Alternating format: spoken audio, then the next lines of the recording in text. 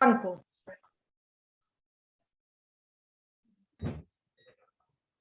Bien, bueno, buenas tardes a todas. Mi nombre es María Cancelo, como veréis que tengo el puesto. Y bueno, además de ser de CIBEX, pues formo parte de la red Miriam de Espiritualidad Ignaciana Femenina, que es la que nos convoca esta tarde y me han pedido pues que presente esta actividad. No sé, a mí me parece que antes de empezar me gustaría tener así un momentito de recuerdo para el pueblo de Ucrania y expresar pues la condena, ¿verdad?, a la guerra y a la violencia. Sí.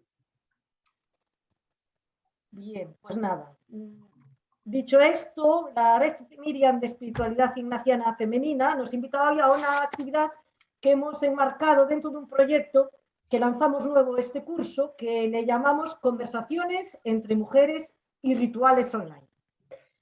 La pandemia nos enseñó, entre otras cosas, que las actividades online tienen la ventaja de poder llegar a más lugares y de poder ampliar el círculo de relaciones sin tener que desplazarnos. Así que aquí estamos pues aprovechándonos de esto. Con este proyecto lo que buscamos es tener algunos encuentros no presenciales que nos ayuden a estar juntas y a abrir la red a todas aquellas personas que quieran conocernos, acercarse a nosotras. En este marco hemos disfrutado durante este curso en Adviento del ritual que llamamos Trenzando la Esperanza para Resistir Juntas, al que se han unido más de 60 personas y que tuvo muy buena valoración, quedando otra vez de manifiesto la riqueza y la creatividad de las mujeres, algunas que andan por ahí, a la hora de preparar y vivir las celebraciones litúrgicas. Os proponemos hoy un nuevo evento y en este caso se trata de una conversación entre mujeres sobre las mujeres e Ignacio de Loyola. Como muchas de vosotras sabéis, este año se está celebrando el año ignaciano, conmemorando el 500 aniversario de la conversión de Ignacio a raíz de su herida en Pamplona. Nosotras, como mujeres de espiritualidad ignaciana, queremos también rendir nuestro particular homenaje y sacar algún provecho. Al igual que Ignacio, que tras su conversión empezó a ver de manera nueva todas las cosas, nosotras queremos acercarnos de una manera nueva a su vida y a su espiritualidad, haciendo hincapié y dando visibilidad al rol que desempeñaron y la contribución que tuvieron en su vida y en su experiencia de fe las mujeres. Porque sabemos por experiencia que cuando nos adentramos en la profundidad de lo real, es cuando podemos descubrir la novedad que la Ruaj nos revela. Y esta parte de la realidad, por desgracia, todavía no nos hemos asomado lo suficiente. Así que aquí estamos, dispuestas a detenernos en una faceta que ha estado prácticamente olvidada e invisibilizada durante estos 500 años. El papel fundamental que tuvieron las mujeres en la historia de Ignacio de Loyola y en el origen de la Compañía de Jesús. Nos gustaría también conocer algo sobre la situación de las mujeres en el contexto de la época. ¿Y cuál fue su aportación concreta a la espiritualidad ignaciana desde sus mismos orígenes? También nos intriga por qué Ignacio siempre se negó a la creación de una rama u orden femenina. Pues muy bien, para charlar sobre todo esto y algunas cosas más que queramos, pues están con nosotras esta tarde María del Mar Graña y Pepa Torres. Le paso la palabra a nuestra compañera Pilar Virz para que nos las presente. Bueno, pues buenas tardes a todas. Mira, soy Pilar Virz, ya veterana en la red Miriam de Espiritualidad Ignaciana Femenina. Y tenemos con nosotras, para conversar sobre este tema, las mujeres en la vida de Ignacio, a dos mujeres que se acercarán a él desde diferentes perspectivas. Mar Graña. Hola, Mar. Bienvenida a esta casa, que también es tu casa, Mar. Siéntate bien con nosotras. Mar se acercará a este sugerente tema desde la perspectiva de las mujeres de aquella época, del nacimiento de la Compañía de Jesús. Es investigadora e historiadora en clave de género, experta en mística femenina, extendiéndola a través de espacios como Mar más que silencio. Mujer crítica, positiva y entusiasta con los cambios de las mujeres en la historia de la Iglesia. Su investigación se centra fundamentalmente en la historia y la espiritualidad de las mujeres de la Edad Media y moderna. Mar es una de las mujeres que más sabe en España sobre beguinas, beaterios y los movimientos de reforma liderados por mujeres en los siglos IX al XVI. Es una mujer que disfruta investigando. Investiga en la historia y la espiritualidad de las mujeres de la Edad Media y moderna. Es una de las mujeres que más sabe en España sobre beguinas y beaterios. Es una mujer que disfruta investigando y enseñando historia y espiritualidad femenina y anima a sus alumnas y alumnos a hacerlo. Como directora de tesis, según el testimonio de las personas a las que ha acompañado, es una persona excepcionalmente motivadora y pedagógica. Bueno, su formación académica es doctora en Historia y Filosofía en Historia Medieval por la Universidad Complutense de Madrid y licenciada en Geografía e Historia, sección Historia Antigua y Medieval por la Universidad Autónoma de Madrid. Su situación profesional actual es profesora titular en la Universidad Pontificia de Comillas en la Facultad de Teología. Su tesis doctoral, una obra muy potente, Religiosas y ciudades, la espiritualidad femenina en la construcción sociopolítica urbana bajo medieval, Córdoba, siglos XIII-XVI.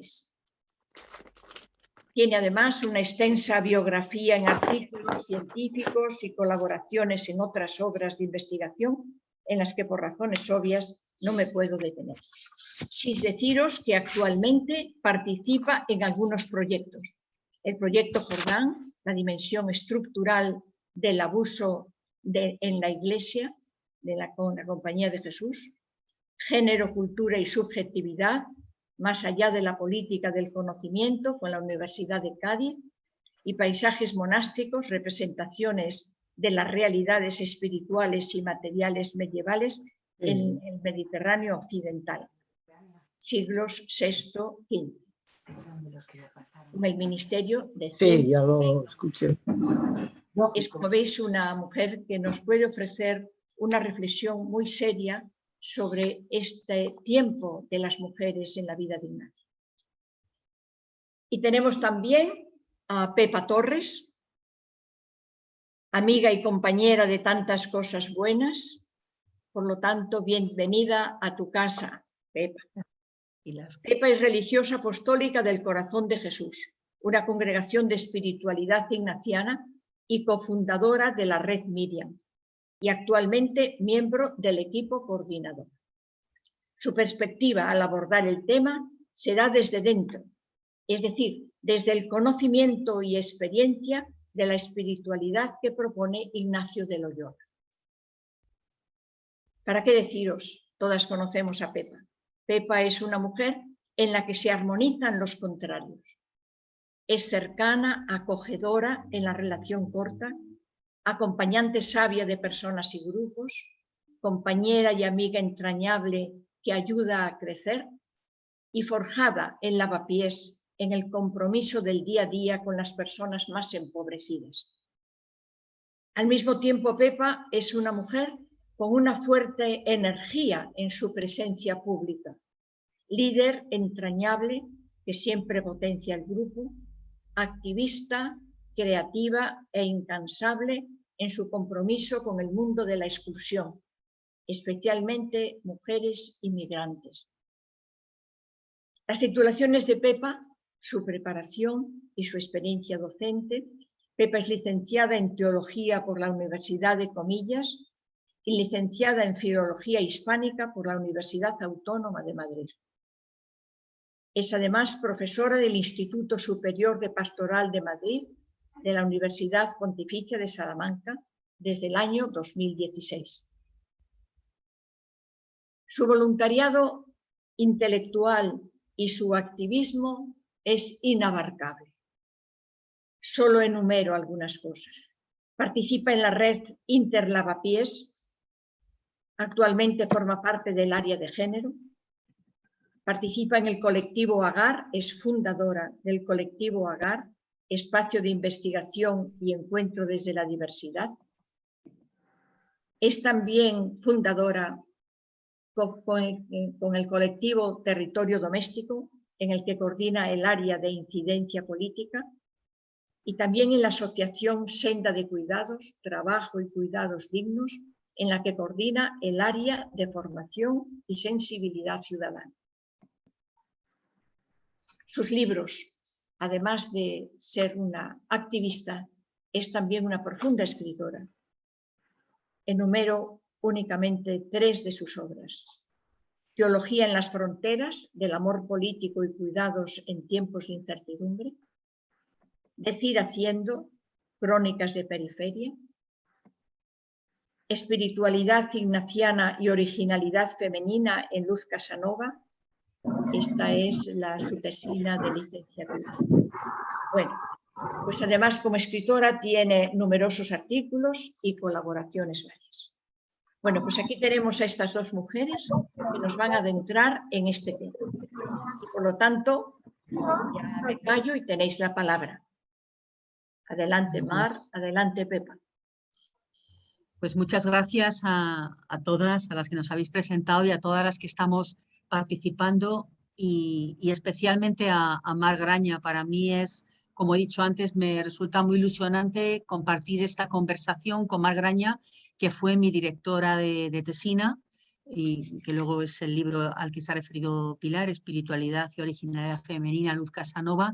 Y bueno, no solamente fue mi directora, sino que fue incluso mi animadora para entrar en estos caminos de investigar a esta mujer a la cual admiro y que forma parte de una genealogía importante en mi vida, ¿no? Entonces, muchas gracias, como siempre, Mar, por ser tan asequible, por poder contar contigo esta tarde, ¿no?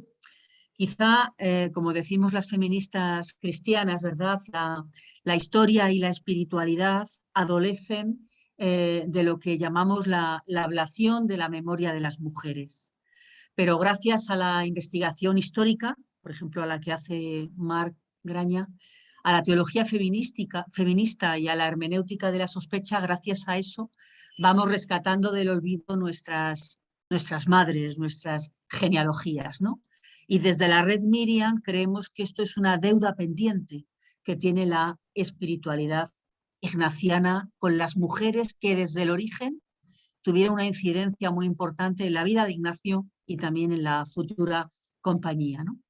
Sabemos que el contexto sociocultural, económico, político y religioso de Ignacio es un tema común de amplio desarrollo y de divulgación dentro de lo que es la cultura ignaciana.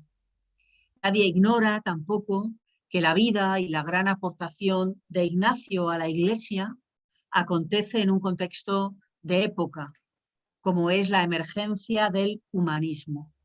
Conocemos muchos nombres de varones humanistas y sus obras, pero aquí queremos preguntarle a Mar, ¿fue el humanismo un asunto solo de varones? ¿Hubo mujeres humanistas? Tú que has investigado mucho sobre ello desde la clave de la espiritualidad, háblanos de la aportación de las mujeres al humanismo en el contexto previo y en el contexto contemporáneo de Ignacio, ¿no?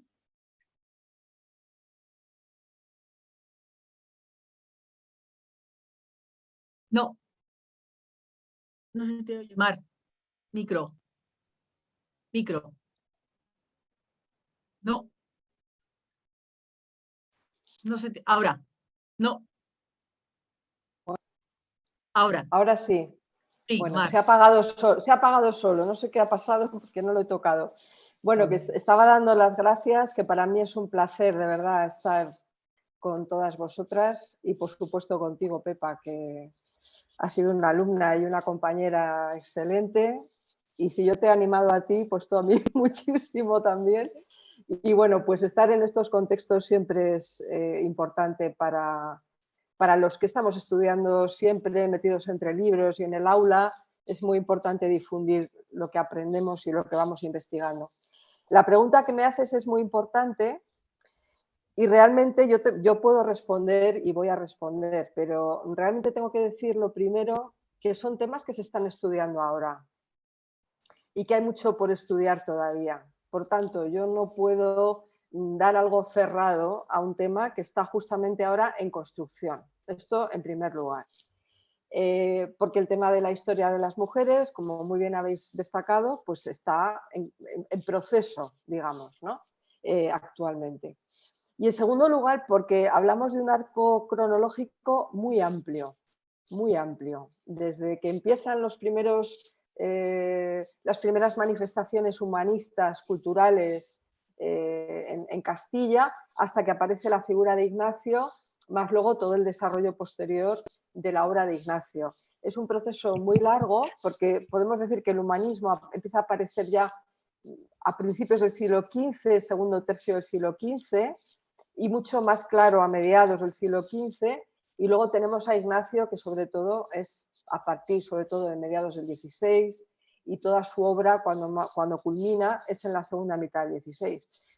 Por lo tanto, estamos hablando de casi un siglo o algo más de un siglo, en el cual además hay cambios muy importantes en la vida cultural y religiosa española.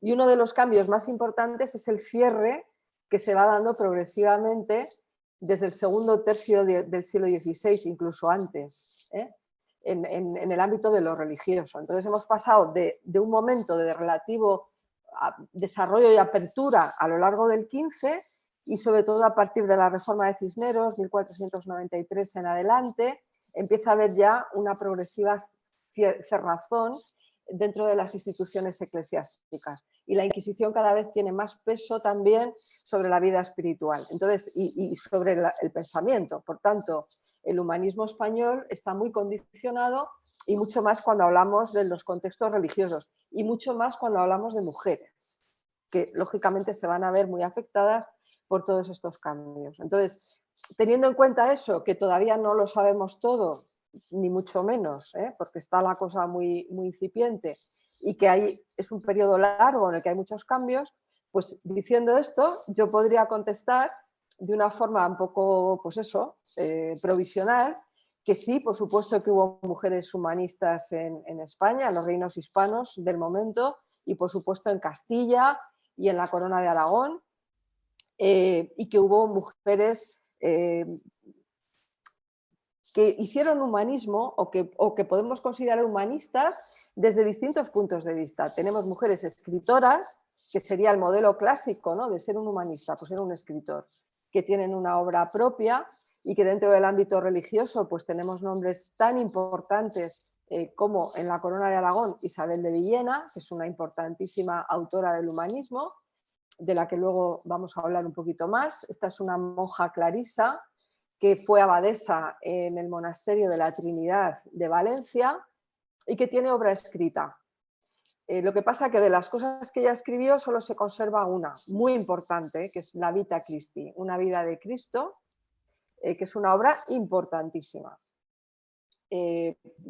Primero, por los contenidos, que son maravillosos. Luego hablaremos un poquito de eso.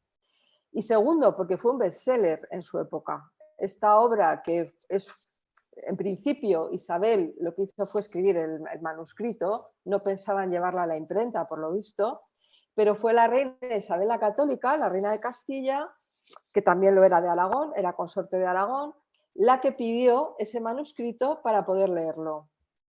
Y entonces la abadesa, sucesora de Isabel, porque esto fue a la muerte de Isabel, para que la reina Isabel lo pudiera leer, en vez de mandarle una copia, envió el manuscrito a la imprenta y se imprimió el libro a finales del siglo XV. Entonces fue un bestseller, fue una obra que leyó muchísima gente. Pero Isabel tiene otro rasgo característico y es que tiene obras que se han perdido. Entonces este sería el rasgo de muchas de nuestras humanistas, por no decir la mayoría. La mayoría de las mujeres que sabemos que escribieron y que han sido catalogadas como humanistas se ha perdido, al menos por el momento. Entonces, bueno, a lo mejor se descubre de repente en alguna biblioteca alguna cosa, pero bueno, tenemos mujeres que son las llamadas puellae doctae, las niñas doctas, que sabían latín y que escribieron distintos textos que se han perdido. Quizá la más famosa es Beatriz Galindo, la latina, que le ha dado un nombre a un barrio de Madrid, ¿verdad? El barrio de la Latina, que tuvo obra escrita que se ha perdido. Las propias hijas de la reina Isabel la Católica, Catalina de Aragón en concreto, la que fue reina de Inglaterra, supuestamente escribió unos comentarios a los Salmos de David que se ha perdido también. Entonces, bueno, pues tenemos ahí una serie de mujeres con obra escrita que se ha perdido y que, bueno, habría que intentar indagar. Y en general conforman un tipo de mujer humanista, que es una mujer que ha estudiado a los clásicos, que dominan el latín, que conocen muy bien las fuentes, que conocen muy bien los textos, que son mujeres eruditas, que tienen una gran formación intelectual y que tienen esa obra escrita, que ya digo que muchas veces se ha perdido. Este sería un primer modelo.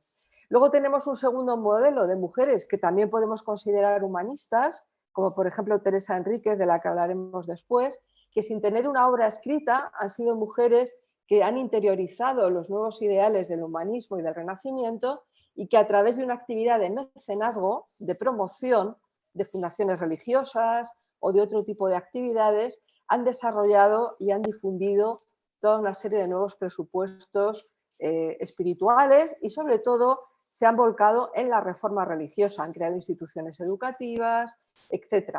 Son mujeres también muy cultas, que hacen un uso de la escritura importante, pero normalmente es escritura normativa. Escriben constituciones, redactan normas para las instituciones que han creado y son mujeres con mucho poder, son mujeres poderosas. Como luego hablaremos un poquito más de Teresa Enríquez, veremos ese caso. Sí, dime. Te decía que en este contexto quizás es interesante también dialogar un poco sobre la querella de las mujeres, ¿no? ¿Qué fue eso de la querella de las mujeres? Pues quizá para poder entender luego el debate de Ignacio en torno a mujeres sí, mujeres no en la orden, ¿no? Están muy relacionadas todas estas mujeres con la querella de las mujeres, porque precisamente el humanismo, una de sus manifestaciones es la querella de las mujeres. La querella de las mujeres es un debate que se plantea a principios del siglo XV en defensa y en vituperio de las mujeres. Todo esto empieza cuando una autora, era italiana, pero vivía en Francia, Christine de Pizan, responde a una obra misógina, Jean de Meung, el Román de la Rose. Aquí, en esta obra, Jean de Meung se dedicaba a criticar a las mujeres. Christine de Pizan, que era una laica, madre de familia, viuda, se sintió ofendidísima por esto y como respuesta escribió una obra en defensa de las mujeres que se titula La ciudad de las damas. Y ella lo que hay es formula una ginecotopía, una utopía en la que hay una ciudad solo de mujeres. Y ella ahí defiende a las mujeres y defiende el derecho de las mujeres a la educación, a la instrucción. Y considera que los males femeninos en la sociedad se deben a la política de género. Evidentemente ella no habla de política de género con estas palabras, pero sí que lo está diciendo realmente. Entonces, ahí se va a iniciar un debate porque luego van a contestar otros en contra de las mujeres, otros a favor, y este debate se va a desarrollar en toda Europa prácticamente. Empieza en el siglo XV y lo podemos llevar hasta la Revolución Francesa, porque ha habido muchos estudios que ven que hay toda una controversia que es literaria, pero también social, ¿no? Sobre qué somos las mujeres, cuáles son nuestros derechos y, en definitiva, también qué son los hombres. También, qué son los varones, qué es lo que tienen que hacer, etc. Y bueno, pues en Castilla el debate es muy vivo como lo es en otros lugares. Y todas estas autoras, Isabel de Villena, a la que acabamos de mencionar, la propia Teresa Enríquez, podemos decir que participan de la querella. Y el tercer tipo de humanista del que os iba a hablar, que también por supuesto se inscriben en la querella, son las visionarias.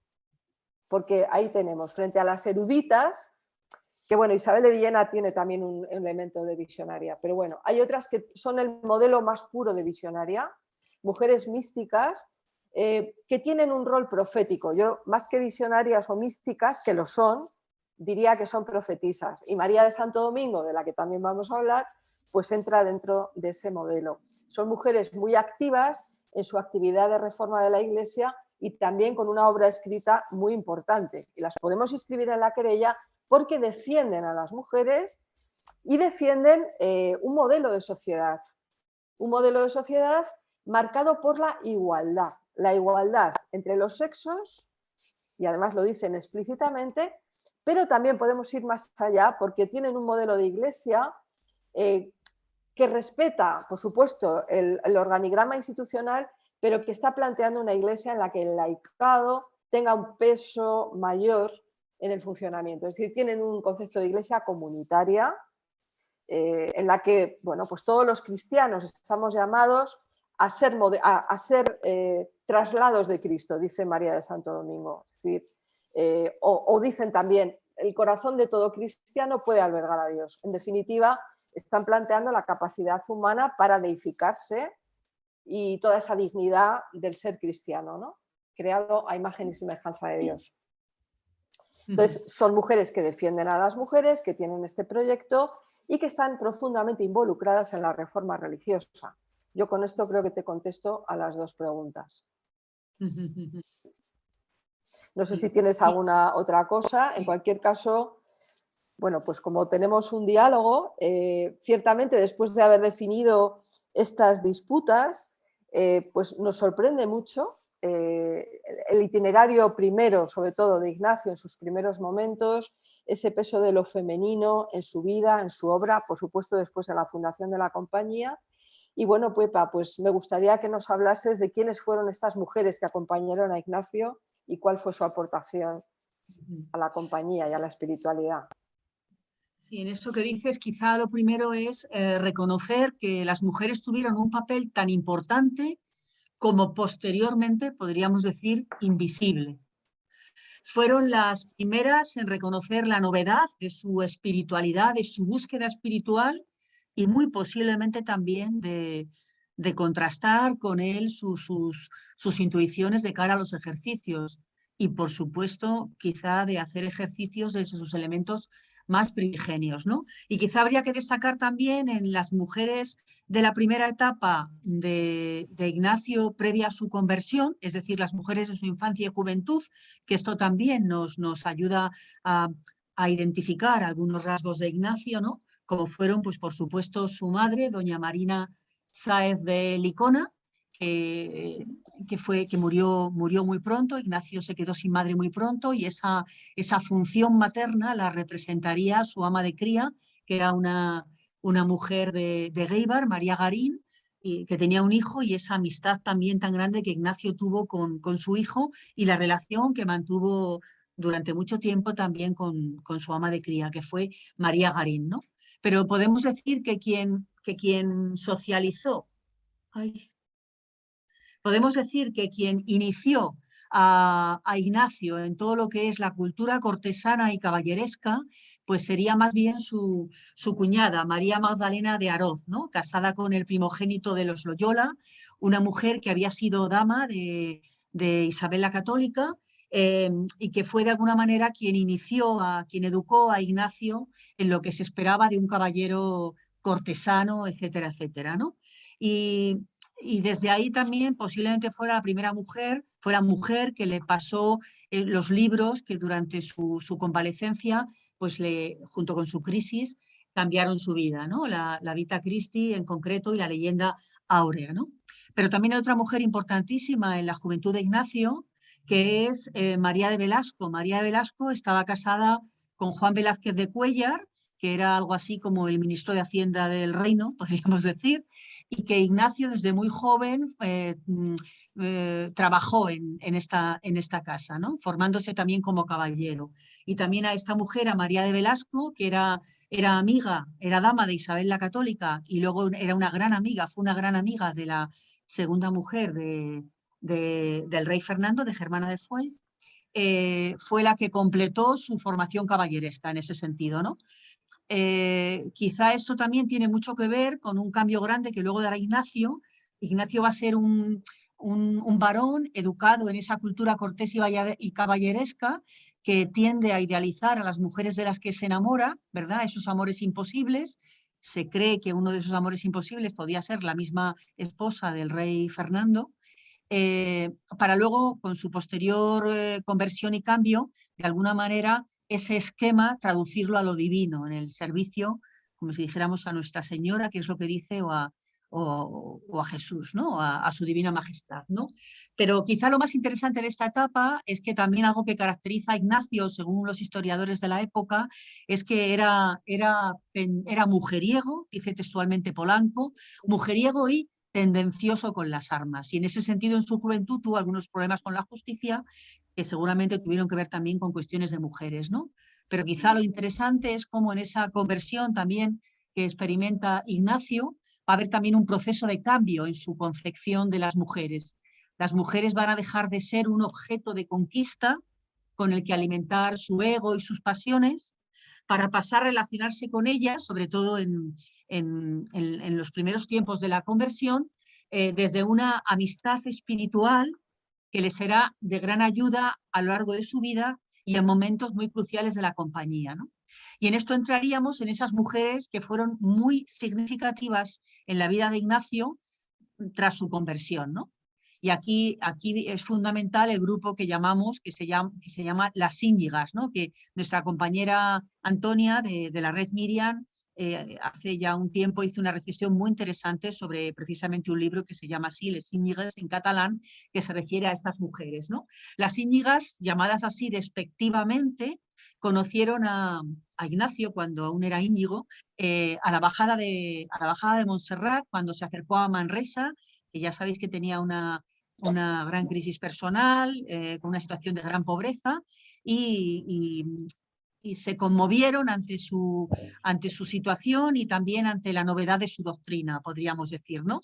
Entonces formaban parte de las Íñigas, pues desde Jerónima Claver, que era hospitalaria de Santa Lucía, que fue quien le albergó en un hospital para pobres que había, a Inés Claver, a Damiana Fabre y sobre todo a Isabel Pascual, ¿no? Este grupo de mujeres eran unas mujeres de la clase media alta de Manresa, y le apoyaron mucho en momentos de una gran debilidad y al mismo tiempo algunas de ellas también contrastaron con él sus conocimientos y sus intuiciones espirituales, ¿no? Pero hay que destacar especialmente la figura de Inés Pascual, una mujer que era viuda, que era comerciante, que le apoyaría muchísimo y que mantendrán una amistad casi hasta el final de la vida de Inés Pascual, ¿no? Pero la figura clave, podemos decir, de esta etapa de Ignacio en Manresa es alguien a la que ya Marimar se ha referido, que en la autobiografía de Ignacio se la llama la Beata de Manresa, ¿no? Y hay muchos datos para pensar que esa Beata de Manresa era María de Santo Domingo, conocida también por la Beata de Piedrahita. Esta mujer, dice Ignacio en la autobiografía, que nunca encontró en toda su vida alguien que le ayudara más en su vida espiritual como lo que él en aquel momento en Manresa necesitaba, ¿no? Y esto quizás es interesante para volver a dialogar más sobre las beatas, porque esta palabra que tiene unas connotaciones hoy tan despectivas en la Iglesia y en la sociedad responde a una realidad que, como antes dicho, fue realmente profética en el contexto de Ignacio antes, incluso después, ¿no? ¿Quiénes fueron las beatas y qué nos puedes decir de María de Santo Domingo? Bueno, pues las beatas constituyen un movimiento. Esto es muy importante. No fueron 4 o 5. Protagonizaron un movimiento religioso que afectó prácticamente a todo Occidente desde el último tercio del siglo XII. Es decir, a partir del último tercio del XII, finales del XII, siglo XIII, XIV, XV, por supuesto en la época de Ignacio. Y es un movimiento de mujeres laicas que deciden consagrarse a Dios, a una vida de espiritualidad y de asistencia social, creando el modelo de vida activa femenina que no existía en la Iglesia de aquel momento, que solamente admitía el monacato en clausura, la vida contemplativa. Entonces son mujeres que no tienen votos, que no tienen una regla, que no obedecen a ninguna autoridad eclesiástica masculina y que viven en casas privadas, en viviendas, y se dedican a labores de asistencia social, educación de niños, atención en hospitales, trabajan, viven del sueldo de lo que ganan con mucha frecuencia y ese mismo dinero lo invierten en ayudar a los otros. La situación es muy variopinta, hay mucha variedad en Europa. Lo que pasa es que son mujeres además místicas, algunas de ellas con una obra importantísima, que han influido muchísimo en la historia de la teología en el siglo XIII y en adelante. lógicamente despiertan mucha suspicacia en la Iglesia porque están fuera de norma, no obedecen a nadie, son mujeres libres. Para muchos son las primeras feministas de la historia y este movimiento religioso sería un movimiento feminista.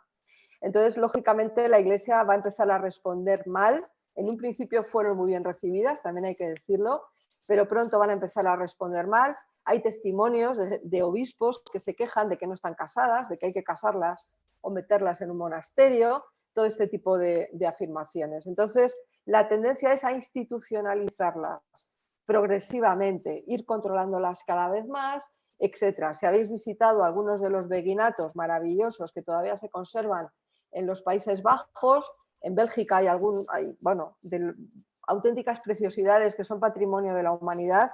Os recomiendo que lo visitéis si podéis, pero ahí ya son barrios de mujeres. Eso ya es una fase de control, ¿de acuerdo? Porque en un principio estaban libres, repartidas por la ciudad. Estos ya son barrios con murallas. Entonces, es una primera fase, segregarlas espacialmente. Y una segunda fase, que es en la que se inscribe María de Santo Domingo, es el incluirlas en órdenes religiosas. Mujeres que antes eran laicas 100% se van incluyendo en órdenes religiosas. ¿Y cuál es la mejor vía? La que ofrecen en este momento las órdenes mendicantes, los franciscanos y los dominicos, que habían creado una orden tercera para laicos, las terceras órdenes de los mendicantes, tanto la franciscana como la dominica. La gente que vive o que se incorpora en estas terceras órdenes sigue siendo laica, porque son órdenes creadas precisamente para gente laica, pero que ya tienen una regla, tienen ya unos compromisos personales y normalmente están bajo la dirección de los frailes mendicantes, franciscanos o dominicos. En el caso de María de Santo Domingo, estamos hablando de una terciaria dominica. Por tanto, ella sigue siendo laica, pero ha profesado en la orden tercera dominica. Entonces, digamos que es un estatus como intermedio entre lo que es la beata más pura beata, que era laica 100%, a una cosa intermedia que ya está a un paso de, no digo ser monja, ¿verdad? Porque no lo es, pero es una cosa intermedia. Entonces, ella es una mujer, pues como Catalina de Siena, que también está involucrada en la orden de predicadores, y lo que hace María de Santo Domingo es promover una reforma dentro de la orden de predicadores. Es una mujer muy importante, porque tuvo un sector de la orden en España, concretamente en Castilla, que la apoyó muchísimo. Ella lo que formula es un proyecto de reforma y tiene un grupo de frailes que la apoyan y que realmente estaban promoviendo una reforma desde dentro en la orden de predicadores, que generó muchísima controversia, porque uno de sus fundamentos era la igualdad entre los sexos. Entonces, ella, por supuesto, es la madre espiritual, es una mujer con muchísima autoridad, pero que está formulando un programa de igualdad y de maternidad espiritual en el que los frailes le reconocen autoridad a ella.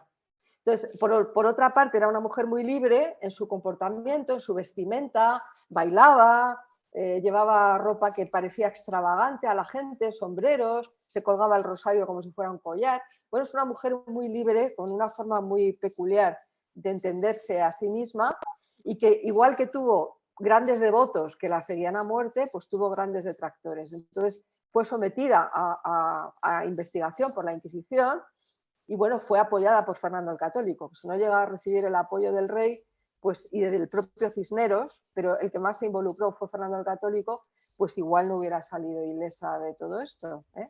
Y bueno, funda un convento, ya con esto voy cortando, pero habría mucho que decir, pero funda un convento muy importante en Aldea Nueva, muy cerca de Piedrahíta, toda es la zona de Ávila, es donde ella más se mueve, y ahí funda su convento de Santa María Magdalena, que es, digamos que es el lugar donde ella pretende plasmar todos sus ideales de reforma y vincularse a los dominicos desde su perspectiva de cómo tiene que ser la relación dentro de la orden, ¿no? Y de cómo tiene que ser la vida espiritual. Es decir, es una mujer muy potente, muy controvertida y con grandes apoyos de la esfera política.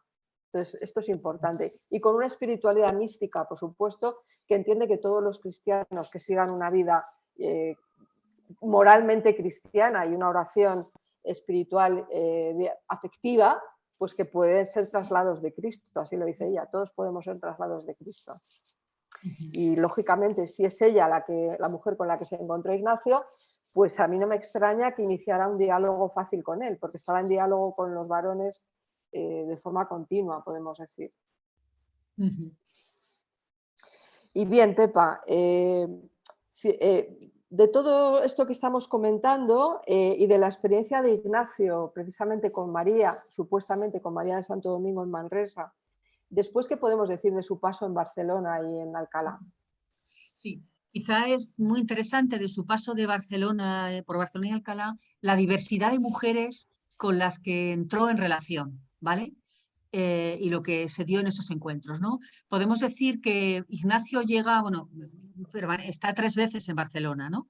La primera es en 1523 y llega a esta ciudad también con el apoyo de Isabel Roser, que en concreto, perdón, de Inés Pascual, perdón, que en concreto le deja su casa, ¿no? Ignacio llega a Barcelona para iniciar, para ir a Jerusalén, que era un poco su proyecto inicial, ¿no? Y ahí en Barcelona va a entrar en contacto con mujeres, algunas de ellas procedentes de los círculos lulistas, es decir, los círculos que leían la doctrina de Ramón Llull, que entre otras cosas lo que proponía era la oración interior, que como sabéis la oración interior le estaba negada a las mujeres, porque las mujeres no tenían suficiente altura intelectual ni espiritual para hacer oración interior y por lo tanto solo hacían oración mental, ¿no? Pues estos círculos de mujeres que seguían estas doctrinas, ¿no? de Ramón Llull, ¿no? Y que también estaban bajo sospecha por la Inquisición, por eso, por sus aspiraciones de una espiritualidad más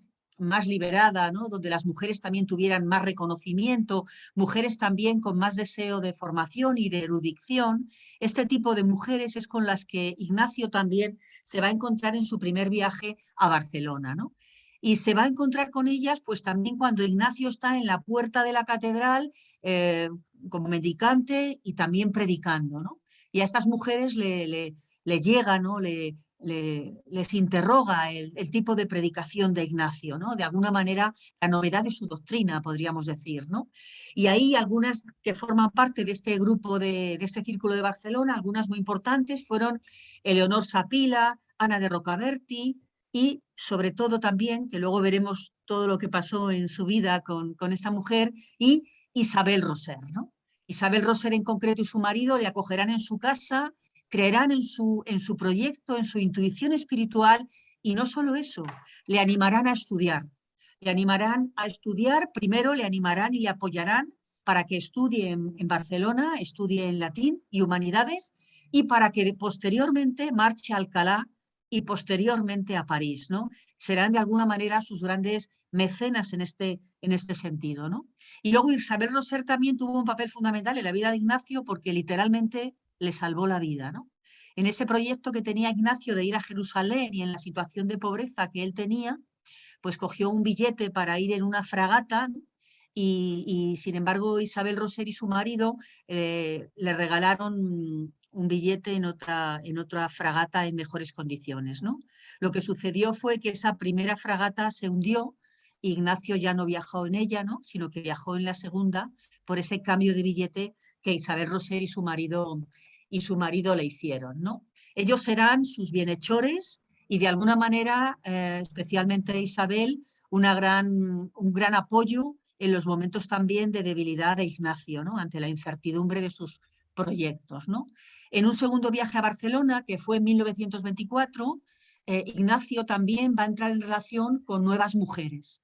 En este caso, con mujeres muy próximas también a la filosofía de Escoto, ¿no? Mujeres eruditas también, mujeres, algunas de ellas con importantes bibliotecas en su casa, ¿no? En su casa familiar, en la casa también que compartían con su marido, ¿no? Entre ellas destacan, por ejemplo, Isabel de Requesens, que estaba casada con Junas de Zúñiga, que era el ayo de Felipe II, y ahí también pudo mantener pues, unas relaciones de influencia, podríamos decir, con Ignacio, ¿no? Mujeres cultas, con algunas de ellas, como he dicho, con buenas bibliotecas, donde Ignacio acudirá allí a estudiar y a conocer la literatura del momento, ¿no? Pero en este contexto también, en este segundo viaje, la figura de Isabel Pascual se mantiene como una amistad incondicional, ¿no? Podemos decir incondicional por ambas partes, por el tipo de comunicaciones que se mantienen entre ellos, ¿no? Y es que ante una situación bastante grave que pasó Ignacio, que le pegara una paliza, ¿no? Ignacio en esas conversaciones espirituales que mantenía con mujeres, también las mantenía con monjas, ¿no? Con monjas imperfectas, pero con monjas también ávidas de reforma, ¿no? Y entonces, entre estas monjas imperfectas que tenían unas relaciones con unos caballeros, pues estos caballeros, cuando vieron el cambio de vida de las monjas, le pegaron una paliza que le reventaron. Podríamos decir en lenguaje popular, ¿no? Y en esta circunstancia de desvalimiento y de deterioro personal, Inés Pascual, su gran amiga, acudió a Barcelona y las declaraciones que hace el hijo de Inés Pascual, que están recogidas en los archivos de la compañía, es que estuvo postrada a su lecho, dice textualmente, como una madre con su hijo, ¿no? Porque el hijo de Inés Pascual tiene muchas declaraciones, de alguna manera confirmando este lazo entrañable de amistad y de reconocimiento también de Ignacio hacia la figura de Inés, ¿no? Pero hay también también en los círculos de mujeres de Barcelona también es importante esta relación que él va a empezar a mantener con algunas religiosas, ¿no? Como he dicho antes, con algunas monjas ávidas de reforma, ¿no? Con monjas inquietas también, que tienen otras aspiraciones dentro de la Iglesia, ¿no? Y que de alguna manera están también tocadas por este humanismo que también modifica la imagen de Dios y de la espiritualidad. Y una de ellas muy significativa será Teresa de Rejadel, que muchas de nosotras habremos leído la famosa carta de Ignacio a Teresa de Rejadel, que es una carta que en realidad es una aplicación pastoral sobre el discernimiento a partir de unas cuestiones que le plantea Teresa de Rejadel a Ignacio, ¿no? Pues bien, este tipo de relaciones que, por otro lado, chocan mucho cuando Ignacio marcha a Alcalá.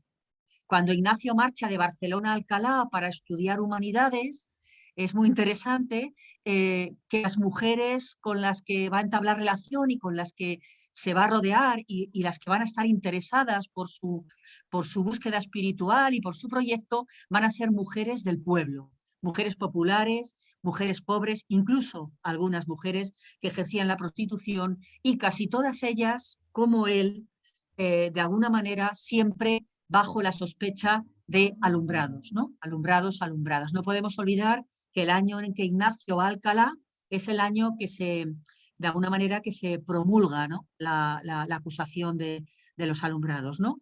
Entonces, conocemos los nombres de estas mujeres porque precisamente ante las investigaciones que se hace a Ignacio frente a estas acusaciones, estas mujeres también declaran, podemos decir que también son investigadas, ¿no? A este grupo de mujeres y al mismo Ignacio, con algunos compañeros que ya empezaban a seguirle, les llamaban entonces los ensayalados, porque iban vestidos como con sayales pobres, ¿no? Entre estas mujeres destacan, por ejemplo, Isabel Sánchez, la recadera, porque era eso, una mujer recadera, María de la Flor o Beatriz Ramírez. Y también otras mujeres que aparecen como anónimas y que tuvo un poco de problema Ignacio con ellas porque de repente desaparecieron y como estaba bajo esa sospecha de alumbrados y como también este tipo de relaciones con mujeres o este grupo de hombres extraños, espirituales, que aparecen en Alcalá y que incorporan también en sus relaciones a mujeres, ¿no? Y a mujeres populares, de alguna manera estaba visto bajo sospecha, ¿no? Y cuando desaparecen dos mujeres, Ignacio es acusado de estar implicado en su desaparición, ¿no? Y entonces es detenido, está preso una temporada breve y ahí también es donde nuevamente otra mujer, en este caso Teresa Enríquez, más conocida como la loca del Sacramento, es donde esta mujer intenta apoyarle y socorrerle, cosa que luego no es muy necesaria porque todo se aclara y estas dos mujeres anónimas vuelven a su casa y ya está, se habían ido porque habían querido de su domicilio, por nada más, ¿no? Pero entonces cuéntanos quién es Teresa Enríquez, ¿no? La loca del Sacramento. Sí, pues es muy interesante todo lo que estás diciendo, Pepa, porque realmente vemos ahí la importancia que ha tenido la corte de los Reyes Católicos, porque ahí Ignacio tiene distintos vínculos con mujeres de la corte o con gente vinculada a la corte, y Teresa Enríquez era una de las principales damas de Isabel la Católica. Entonces ahí tenemos otra mujer de la corte de los Reyes Católicos, preocupada por la erudición, el saber humanista, etcétera. Pero ciertamente la vida de Teresa Enríquez, cuando empieza a llamar la atención, es cuando ya ha muerto la reina y la propia Teresa se ha quedado viuda, y entonces es una mujer libre ya para poder iniciar todo un proyecto religioso que ella puede hacer porque tiene dinero.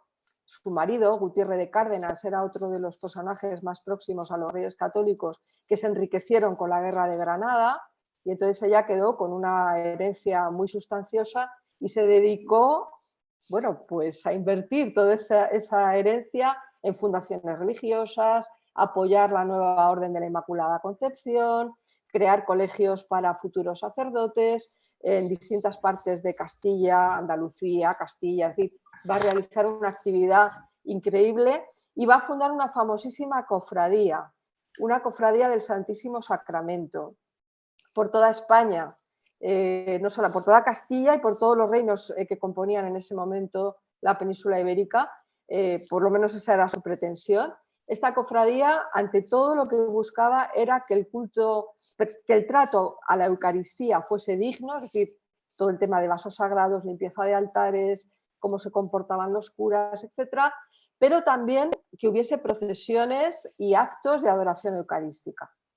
Entonces, fomentar el culto al sacramento, fomentar la buena atención al sacramento, etcétera. Por eso es conocida como la loca del sacramento, porque esta ha sido la actividad que le dio más renombre, y este mote se lo puso el Papa. El Papa la llamaba la loca del sacramento, porque era una mujer que estaba involucrada de una forma intensísima en el tema eucarístico. Que hay que decir que esto es un tema muy franciscano, de espiritualidad muy franciscana, el tema eucarístico. Y bueno, en principio es una mujer de la élite que llegó a gastar tantísimo dinero en estas cosas que su hijo, el heredero del patrimonio, bueno, pues hay testimonios de la época que muestran al hijo totalmente enfadado con su madre. Es decir, es una mujer que está rompiendo como con el orden del sistema patriarcal, ¿no? La genealogía de los linajes que llevan todo al primogénito varón. Ella se lo gastaba en este otro tipo de cosas. Y resulta llamativo que fuese a ver a Ignacio a la cárcel, fue a consolar a Ignacio, porque en principio es una mujer que no casa con esa espiritualidad más mística, más alumbrada, más de gente popular, su movimiento como más popular, si hacemos una visión global. Ella es como más de la élite, ¿no? Más creadora de instituciones, y sin embargo es una mujer que está promoviendo la reforma religiosa en todos los ámbitos en los que ella puede actuar. Y de hecho tiene comportamientos que de alguna manera están prefigurando lo que va a hacer Juan de Ávila con el tema del fomento de la educación de los jóvenes, ¿no? Y en concreto de los futuros sacerdotes, porque esto ella ya lo hizo primero. Por tanto, ahí tenemos mujeres que están totalmente metidas en toda esta renovación espiritual y que vemos que pertenecen a todos los grupos sociales, y desde luego habría que investigar todo lo que has dicho de las bibliotecas, me ha parecido interesantísimo, porque habría que investigar mucho más en esa sociología del libro, que sí que es verdad que tiene cultivadores en España, pero haría falta mucho más, ¿no? Indagar más en estas bibliotecas privadas de gente media, incluso más baja, no solamente de la élite más aristocrática o cortesana, ¿no? Porque probablemente nos darían muchas claves para poder entender esto. Pero yo os diría, ya para cerrar el tema de Teresa Enríquez, que es quizá la reforma, ese anhelo de reforma que tiene la gente, que está en la calle, en todos los sectores, lo que podría ser una de las claves que nos ayudarían a explicar el por qué mujeres de tan distintas procedencias encuentran en Ignacio algo que les atrae y que consideran que merece la pena, ¿no? Y que tiene que ser apoyado. Y vemos cómo la espiritualidad y la educación ya están vinculadas en este momento, ¿no? Y forman parte de las inquietudes de todas estas personas. Y precisamente por todo esto, por este vínculo tan estrecho, además, entre varones y mujeres que se dan en los alumbrados, en María de Piedrahíta, que estamos viendo que se da en Ignacio, pues ciertamente, pese a las controversias y los debates, llama mucho la atención por qué hay tanta dificultad dentro de la compañía por crear una rama femenina, y todo ese proceso que sabemos que hubo mujeres jesuitas, pocas, pero las hubo, ¿no? Y que quisieron serlo también. Entonces, Pepa, cuéntanos algo sobre toda esa problemática que es tan importante. Sí, sí, tan importante y tan, bueno, no sé, tan desconocida incluso, diría yo, ¿no? A estas mujeres se las denomina con el nombre de jesuitesas, ¿no? Esta categoría que es de Cándido Dalmeses, ¿no? Por jesuitesas, llamamos jesuitesas a las mujeres que intentaron el proyecto fallido de constituirse en una rama de la Compañía de Jesús, porque el proyecto se hizo histórico, aunque por muy breve tiempo, ¿vale? Y también a aquellas que lo fueron hasta el final de sus vidas, ¿no? Que en concreto de las investigaciones realizadas se conoce solo una, ¿no? Este primer grupo, ¿no? El que intentó esta rama femenina fallida, es el que estuvo constituido por una mujer de la que ya hemos hablado, Isabel Roser, la que le salvó la vida a Ignacio, pagándole el billete para una embarcación mejor, podríamos decir, ¿no? Isabel Roser, Lucrecia de Brandín y Francisca Cruïlles, ¿no? Isabel Roser conoció a Ignacio desde su primera estancia en Barcelona, creyó siempre en su proyecto y les unió una gran amistad, aparte de ser una importantísima benefactora de su proyecto. Pues bien, cuando Isabel se quedó viuda, pues pensó en incorporarse al proyecto de Ignacio y así le escribió una carta, ¿no? Le escribió una carta con el deseo de formar parte de la Compañía de Jesús y de crear una rama femenina con otras dos compañeras con las que ella ya había iniciado conversaciones, ¿no?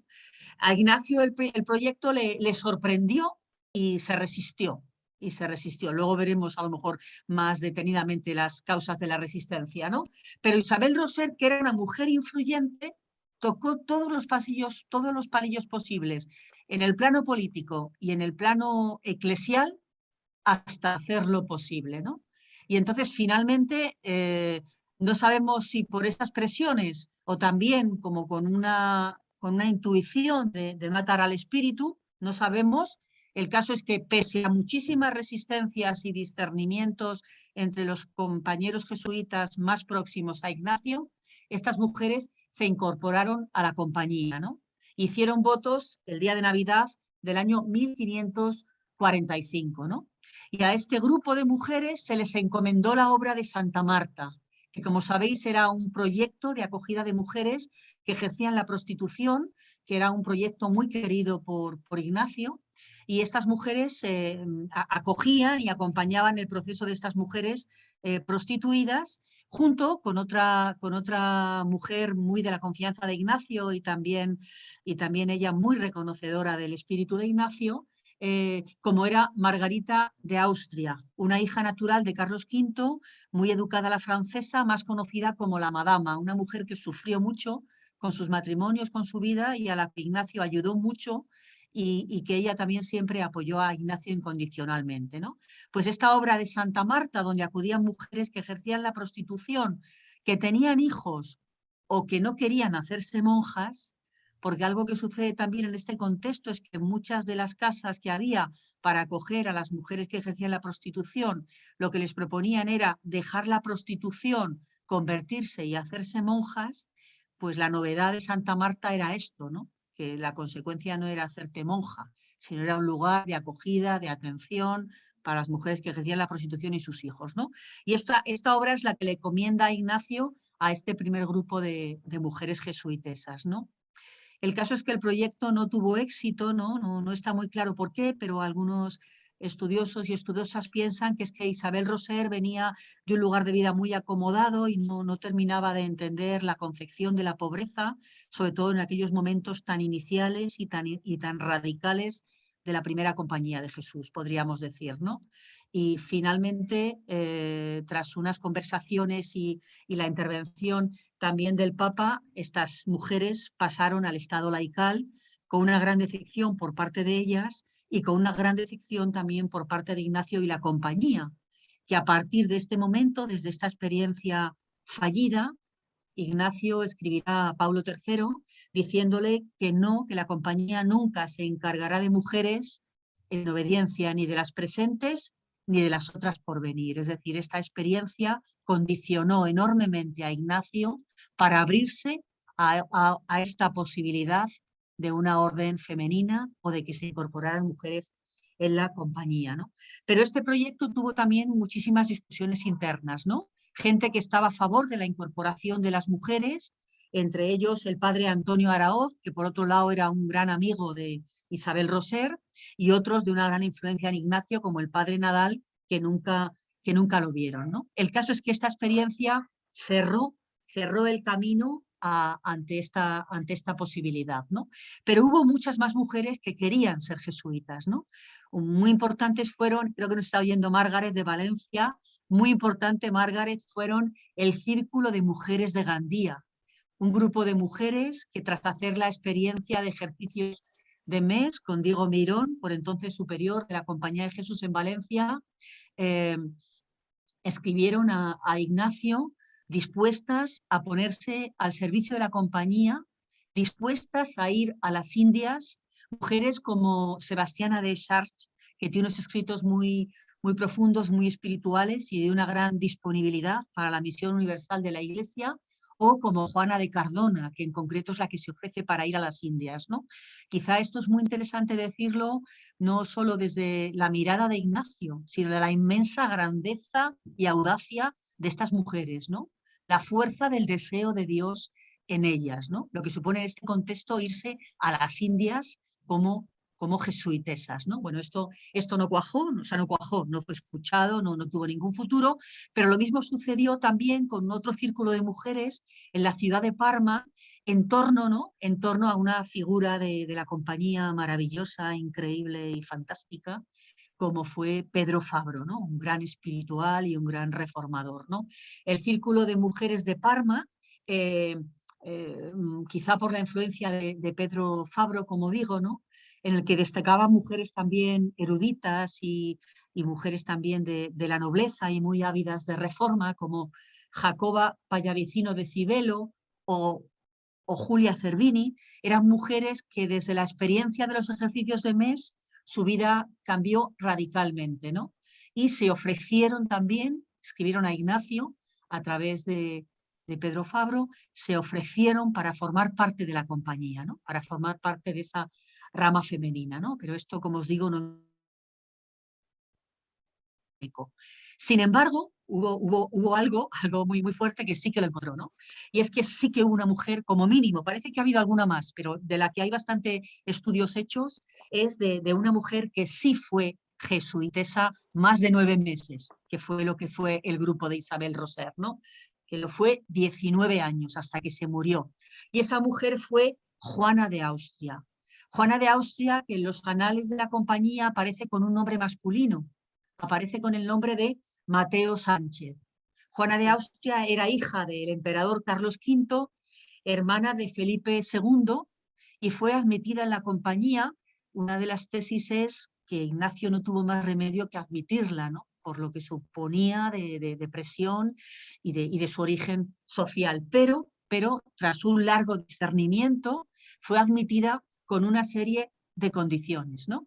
Las condiciones es que su admisión sería en secreto, que no modificaría sus hábitos de vida externo ni su forma de vestir, y que, como he dicho antes, los votos serían unos votos simples, de manera que la compañía no tendría nunca con ella un compromiso total, sino que esos votos se podrían levantar cuando la compañía lo decidiera, ¿no?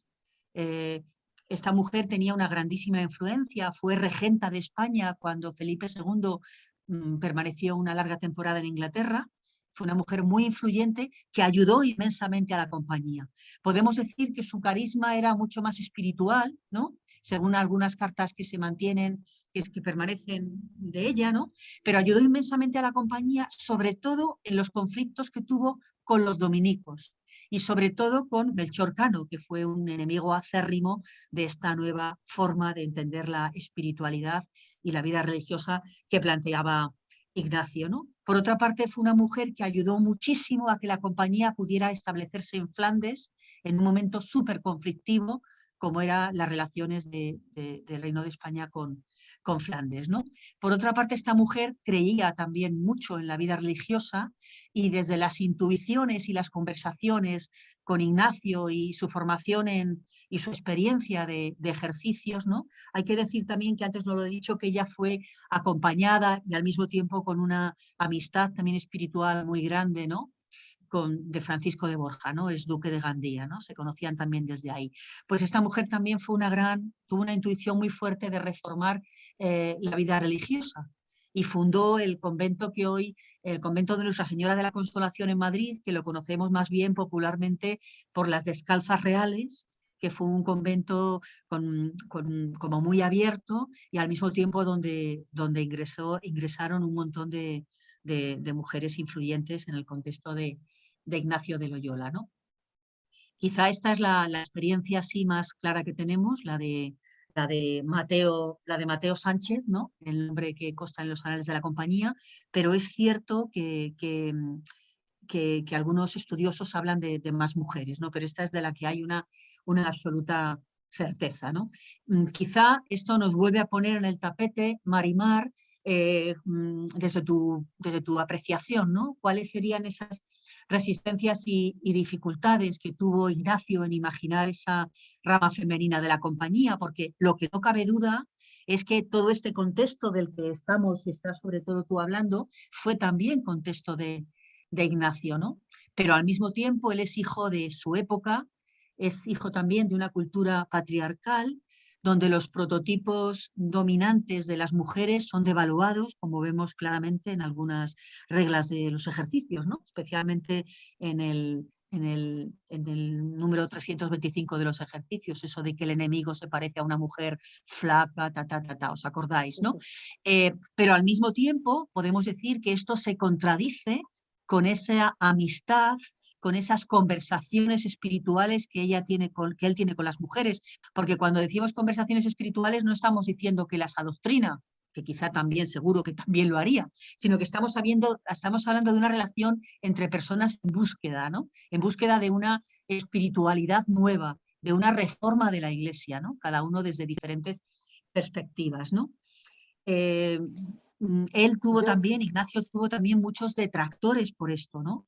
Por su amistad con las mujeres, por la relación de la compañía con las mujeres, porque allá donde predicaba, sobre todo en sus primeros momentos en las calles, le rodeaban mujeres y sobre todo podemos decir que Melchor Cano le acusará de complacerse, como dice textualmente un texto de Melchor Cano, complacerse en conversaciones íntimas con mujeres e ir a sus casas con el pretexto de convertirlas. Es decir, que la relación con mujeres de Ignacio no fue nada honroso para él, entre comillas, para su vida sí, por supuesto, pero fue bastante deshonroso públicamente, podríamos decir, ¿no?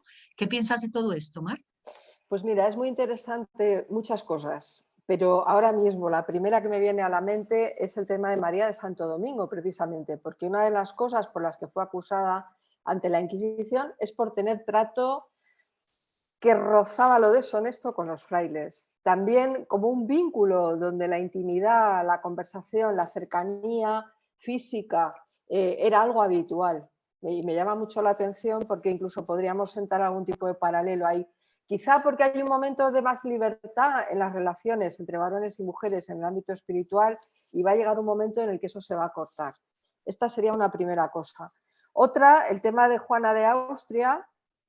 Simplemente recordar que, aparte de todo, es una gran mecenas de la compañía en España y que está detrás de la promoción de algunas de las principales instituciones de la compañía en Madrid y en Alcalá de Henares. Y otras mujeres de la corte, como Leonor de Mascareñas, que fue un gran apoyo para la compañía. O sea que aquí se mezcla todo, el mecenazgo, el apoyo económico con la espiritualidad, con la afectividad, y yo creo que es un campo muy rico, ciertamente, para indagar más.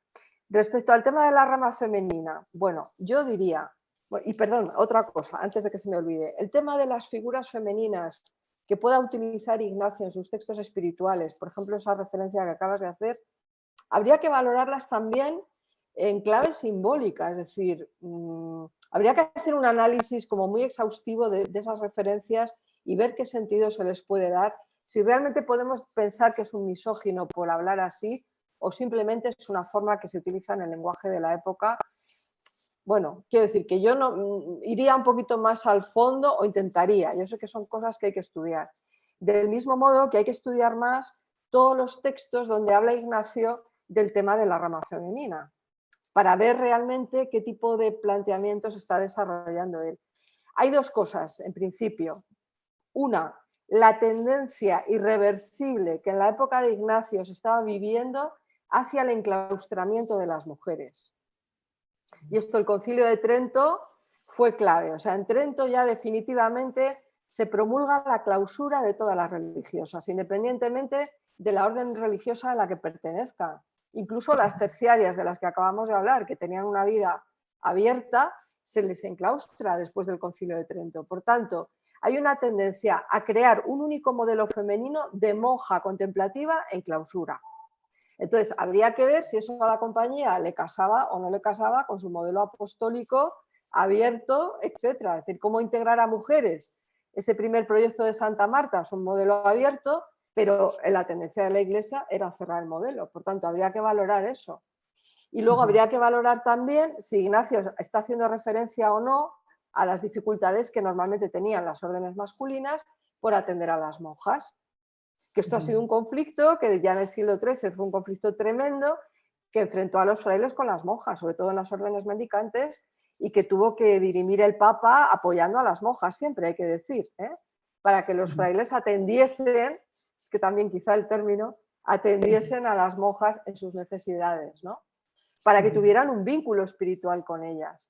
Y esto generó tantísimo conflicto, tanta controversia, que quizá Ignacio, sabedor de ello, pues decidió de entrada quitarse ese problema de encima. Pero claro, si no valoramos bien a fondo los textos, yo animaría a hacer un estudio sistemático de todos los textos donde habla Ignacio de estas cuestiones, Ignacio y sus primeros compañeros, para ver realmente cuál era la preocupación primera. Ahora bien, yo no me imagino a una compañía de Jesús teniendo que atender a monjas enclaustradas, porque ahí sí que hay que atenderlas. Las monjas de clausura no tienen autonomía para funcionar.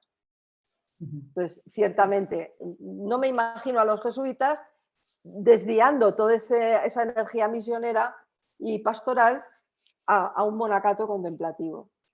No lo sé. Sí. De hecho, Ignacio escribió esa carta al Papa diciendo que la compañía nunca se encargaría de eso, ¿no?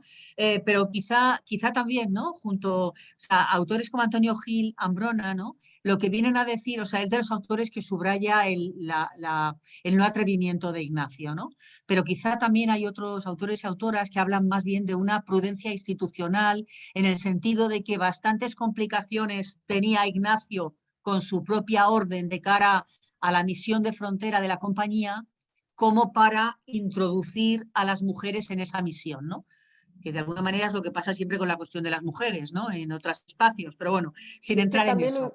Pepa, es que hubiera sido imposible, sí. Ya te lo digo. Claro. O sea, es que la Iglesia no hubiera reconocido unas mujeres de frontera con una vida abierta como hacían las beatas. No lo hubiera reconocido en ese momento histórico.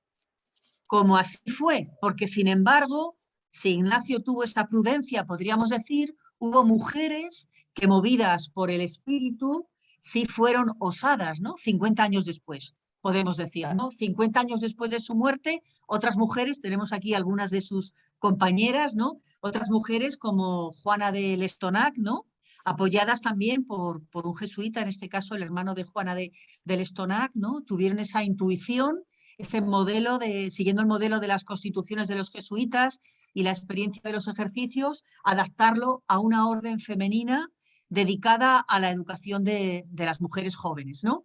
Esto se aprobó inicialmente en Burdeos en 1606, pero posteriormente se paró en Roma, ¿no?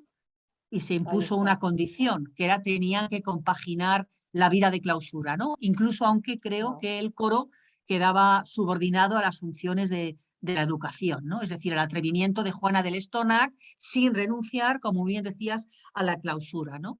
Eso 50 años después, ¿no? Pero más o menos en ese contexto, perdona. Sí, no, tengo que decirte que sí que hay previos intentos de hacer una labor educativa preservando la clausura con terciarias franciscanas, pero son como cosas así muy pequeñas, muy inconexas, que acaban durando muy poco tiempo. Ya. Es el problema, porque eso no gusta a la institución, claro. A Roma, vaya. Claro. Y en este contexto que estás diciendo, todavía mucho más audaz, Mary Ward, ¿no? Que está por aquí Margaret también poniéndome mensajes en el chat diciendo, ¿vas a hablar de Mary Ward? ¿Cómo no, no? Mary Ward, fundadora del Instituto de la Bienaventurada Virgen María, que desde esa experiencia fuerte de la Ruach, ¿no?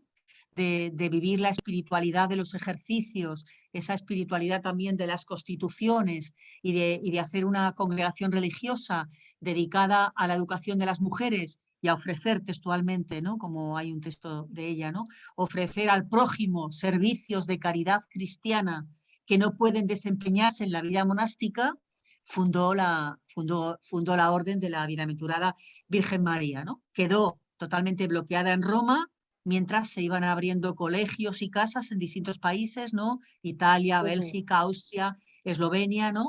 Mary Ward fue acusada de hereje, de cisma, y fue ingresada en un convento de clarisas.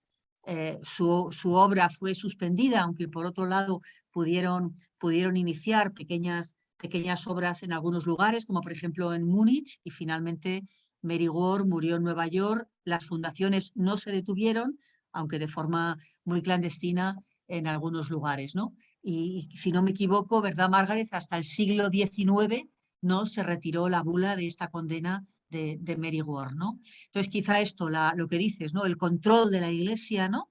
Y al mismo tiempo la audacia de estas mujeres que con esa fuerza del espíritu no se resignaron a quedar enclaustradas, ¿no?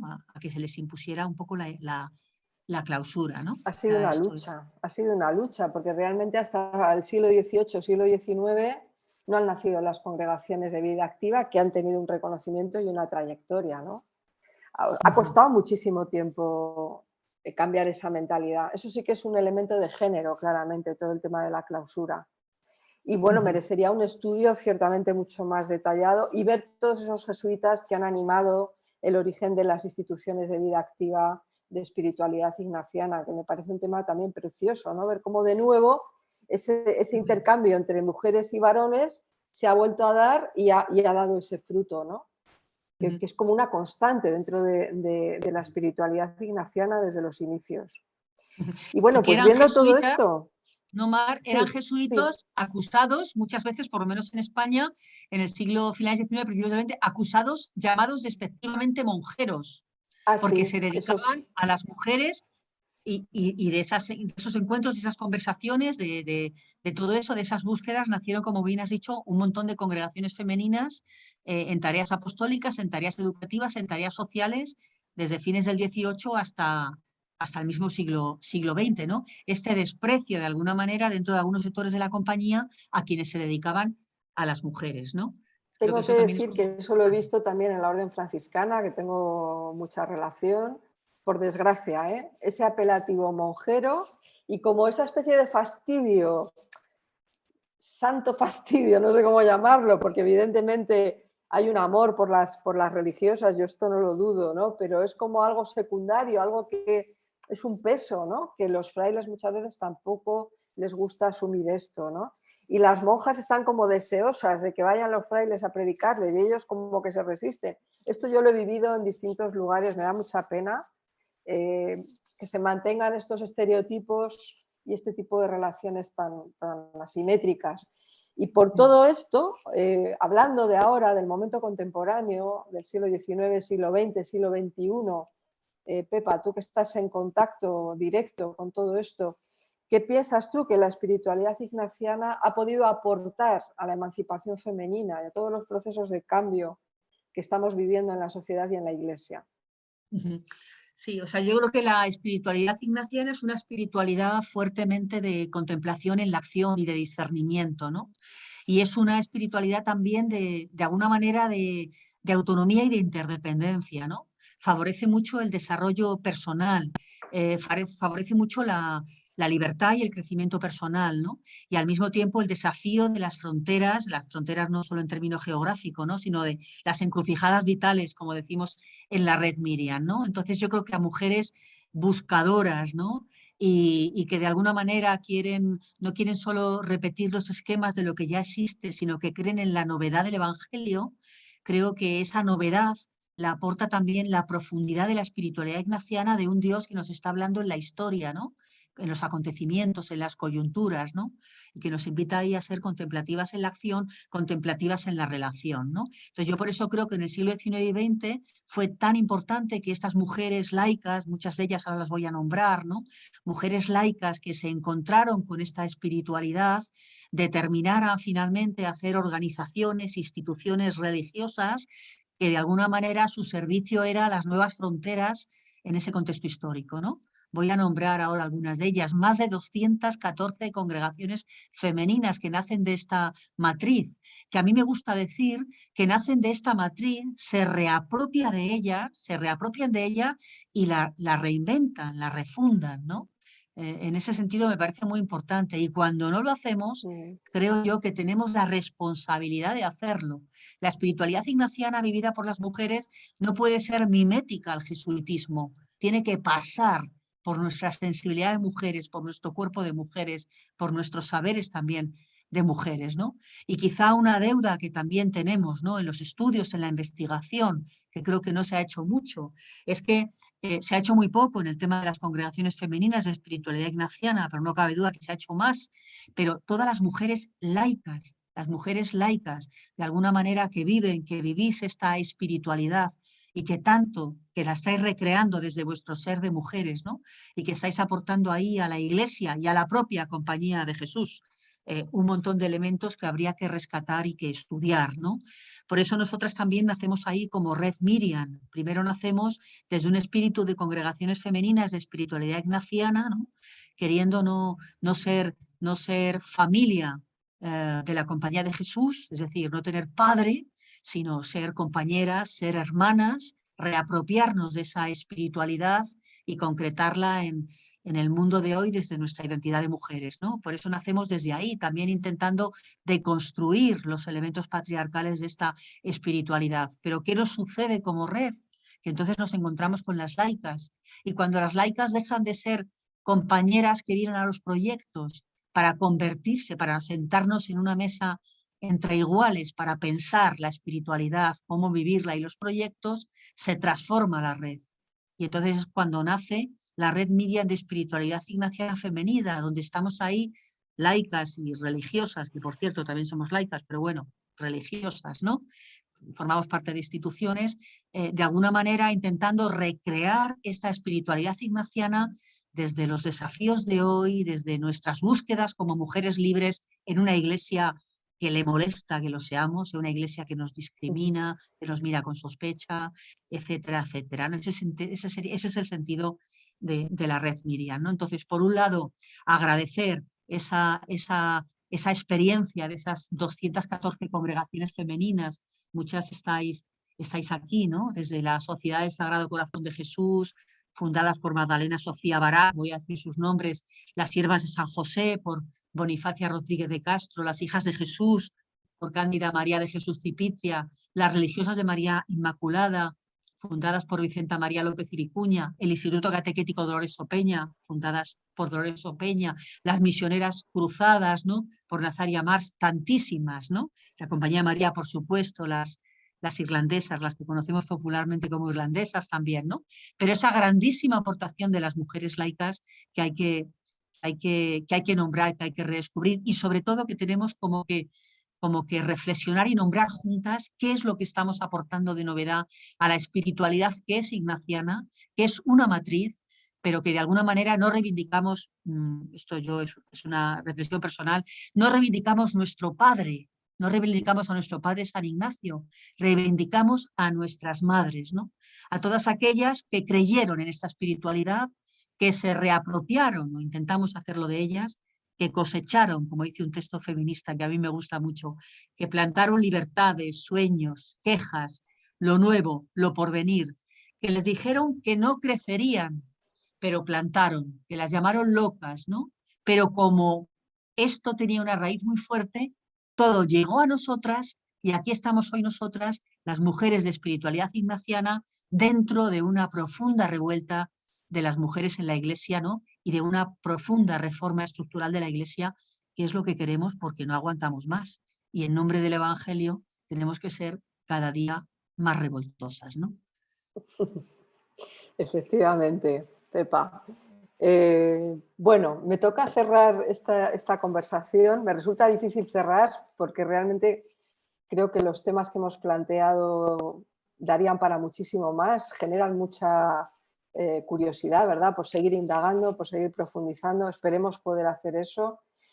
Si algo creo yo que está claro es que la espiritualidad ignaciana desde su origen es una espiritualidad relacional en la que las mujeres han estado presentes desde su mismo principio, que se han visto fascinadas por esa figura de Ignacio y han sido indispensables en el origen y en el desarrollo de su proyecto, y por tanto yo diría que esa dimensión relacional conviene no perderla de vista pese a todas las dificultades con las que nos podamos encontrar hoy. Es un momento ciertamente muy delicado en la vida de la Iglesia, los problemas son muy serios, muy graves, pero bueno, por supuesto que hay que tener ese entusiasmo que tuvieron aquellas mujeres, esa fe que tuvieron en Ignacio y toda esa historia posterior tan rica de las congregaciones de espiritualidad ignaciana, que ciertamente es una preciosidad y que merece la pena. Yo sé que estáis trabajando mucho también en rescatar esa historia y por supuesto seguir por ese camino. Claro, yo soy historiadora y siempre voy a tirar más hacia mi profesión, pero es que realmente la historia es política, ¿no?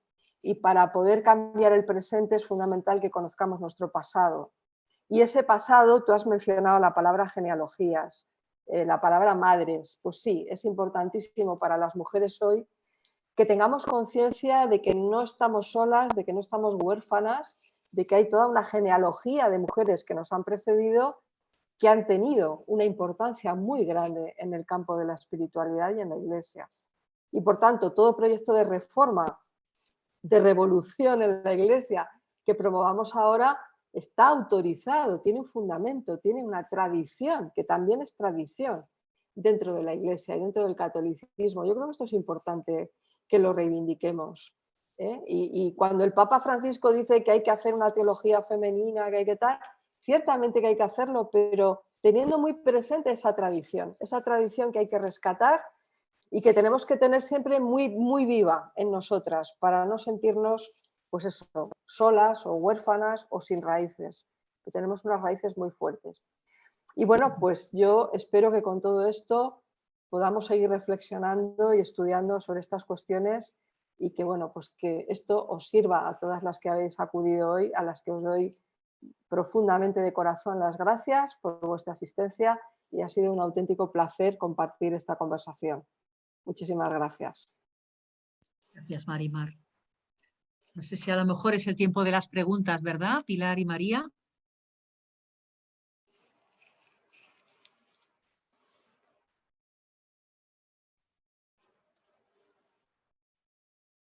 Pues sí, sería el momento de si hay alguna duda, hay alguna aportación, hay alguna resonancia que nos ha llegado especialmente, sería un momento de que pudiésemos, no tenemos ya mucho espacio, pero sí podríamos,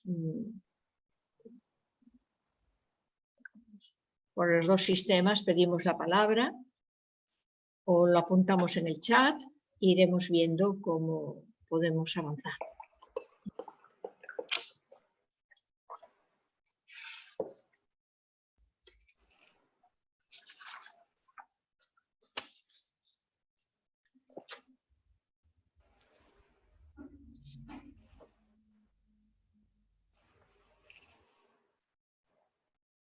¿Algún feedback? No sé. Sí. Algo A lo que mejor nos quizá empezar por qué conocíamos, ¿no? Si conocíamos algo de estas mujeres, si nos ha resultado nuevo. Tenemos ahí a Marisa pidiendo la palabra. A ver, Marisa. Hola, bueno, muchas gracias me pareció estupenda la exposición así a dos, muy buena idea, esto de hacer así un diálogo, ¿no? Y nosotros estar un poco de espectadoras de ese diálogo. Bueno, hay muchas cosas que ya me sonaban y otras que son nuevas. Claro, el diálogo se centraba en la espiritualidad ignaciana. Mar habló algo también de franciscanas. franciscanos y la relación con mujeres en franciscanos. ¿Hay alguna congregación más que tuviera estas similares aventuras con el tema femenino o es una cosa más de espiritualidad franciscana e ignaciana? ¿Te refieres a los problemas o a la No, me buena refiero a todo sintonía? este abrirse a mujeres y a todas estas cuestiones, Los ¿no? dominicos también Los están dominicos también. abiertos en este Ujú, momento. Sí, ujú. sí, además tienen ahí a Catalina de Siena, que la están Sí, defendiendo claro, mucho. claro. Los agustinos, yo te diría que todas las órdenes nuevas, así más activas, estos que se dedican a la predicación y a la actividad, normalmente tienen ese tipo de relación. Ujú, ujú. Sí, o sea, no Gracias. es algo nuevo lo de Ignacio, no es Ya, algo ya, nuevo. ya, ya. Pero sí la intensidad de lo ignaciano quizá es lo más llamativo Mm, en el espacio y en el tiempo. ujú.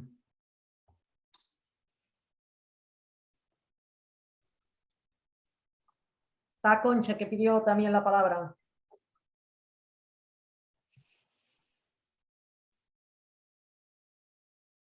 Concha, Concha, tienes que destapar no el tienes, micrófono. Concha, no tienes, pon el micro, Sí. abre el micro. Muchas gracias, ha sido muy ilustrativo porque la verdad hay muchísimas nombres de mujeres de estas, pues no conocía nada. Y una pregunta que me llama la atención, no has mencionado en ningún momento a esa persona, a esa mujer Teresa de Ávila, tan importante, aunque sea más tarde. ¿Hubo alguna relación entre Ignacio y Teresa de Ávila? Yo con Ignacio en persona no sé, pero con jesuitas sí, por Con supuesto, fueron jesuitas. importantísimos para ella. Ya. Sí, lo que pasa es que, claro, el enfoque, la orientación es distinta, pero bueno, yo voy a hablar, Pepa, si ahora quieres decir Sí, algo, pero realmente adelante. Teresa es que es una mujer que reforma toda una institución y que reforma también a los frailes carmelitas, ¿no? Por tanto, tiene un rol muy distinto porque ya desde el primer momento es una mujer que va a impulsar ella sola todo un proceso de reforma que afecta también a los frailes. Pero es verdad que sus confesores jesuitas fueron fundamentales en su trayectoria, como apoyos en la Sí, mayor parte de las veces. sí.